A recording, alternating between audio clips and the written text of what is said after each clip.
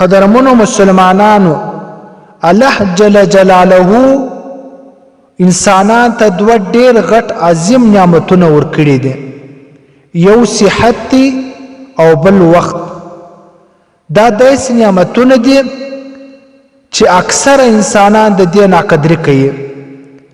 که چیرې انسان د دا دوو شانو قدر وکړي، الله جل جلاله به دغه کس په دنیا کې به هم کامیابه کړي او په آخرت کې به هم. د آخرت کامیابی د جنت ذریعه ده چې الله جل جلاله به دغه کس ته جنت ورکړي.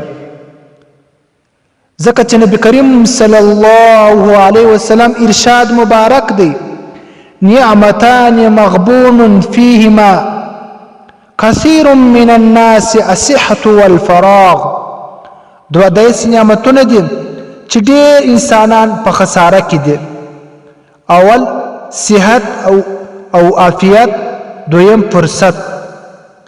د دې حدیث په شرح کې ابن بطال رحمه الله فرمایي صحت او فرصت دا د الله جل جلاله ډېر عظیم غټ نعمتونه دي. د دې باعث انسان قدرداني وکړي او د الله جل جلاله اطاعت وکړي او د کوم شان چې الله جل جلاله د منع کړی دي داغه شان څخه پرهیز وکړي او په هغه کې کوتاهي نه وکړي، دا کسب کامیابی او د آخرت په خسارې کې به دی نه وي.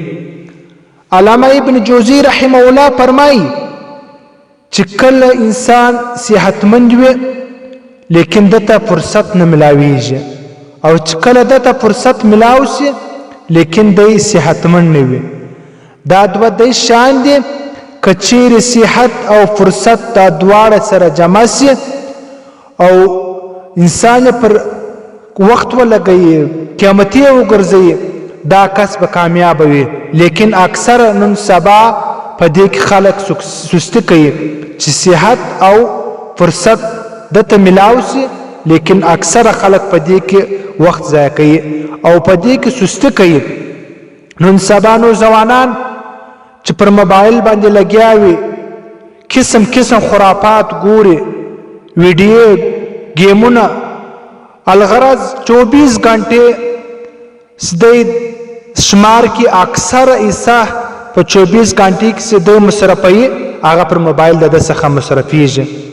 قدرمنو وخت دومره عظیم سرمایه د انسان د پاره، ځکه چې روایت راوړي چې د نبی کریم صلی الله علیه وسلم حدیث دی، حدیث قدسی دی چې الله جل جلاله هغه متکی جوان هغه ته خطاب کوي چې ستا مقام زما په نظر کې د باز فرشتو برابر دی.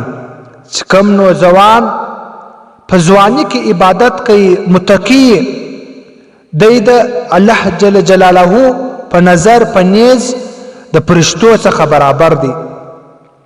بل روایت راوړي چې کوم نوجوان د دنیا لذتونه، د دنیا لهو خرافات دا محض د الله جل جلاله د رضا دپاره پرېږدي، الله جل جلاله د 2 صدیقین برابر اجر ثواب دغه ځوان ته الله جل جلاله ورکړي. محترمینو، الله جل جلاله د زموږ په دې دوو نعمتو باندې پوک چې صحت کم نعمت دی او فرصت وخت کم نعمت دی.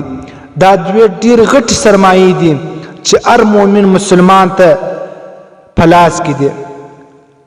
بله موقع کې حضرت عبدالله بن عمر رضی الله تعالی عنه فرمایي چې ای انسانانو، چې کله ماښام سي تاسې د سهار انتظار مه کوئ، چې کله سهار سي تاسې د ماښام انتظار مه کوئ. تاسې داسې کار وکئ چې د مرض په وخت کې، د ناجوړۍ په وخت کې ستاسې په کار باندې راسي. الغرض دا دی چې تاسې د صحت په زمانه کې دومره اعمال وکئ، دومره ذخیره وکئ، ستاسې ناجوړه سي او د ناجوړۍ په وخت کې تاسې ته په کار درسي. بل روایت راوړي چې کم انسان په سفر ولاړ سي او کم انسان ناجوړه سي، دغه کس چې په کور کې و کوم عمل کوي، الله جل جلاله په سفر کې کم مشقت دی الله جل جلاله به دا کس ته ورکوي او دا کس کم وخت کم عمل کاوي اوس دی ناجوړه دی الله جل جلاله په ناجوړي په حالت کې هغه ثواب ورکوي چې کم دی جوړولو او د کاوي او اوس دی بیمار دی دی کوي نسي قدرمنو الله جل جلاله دې په دې دوه نعمتو مشتي پوکي او په دې باندې عمل وکړو او د دې دوه نعمتو قدر وکړو واخر دعوانا ان الحمد لله رب العالمين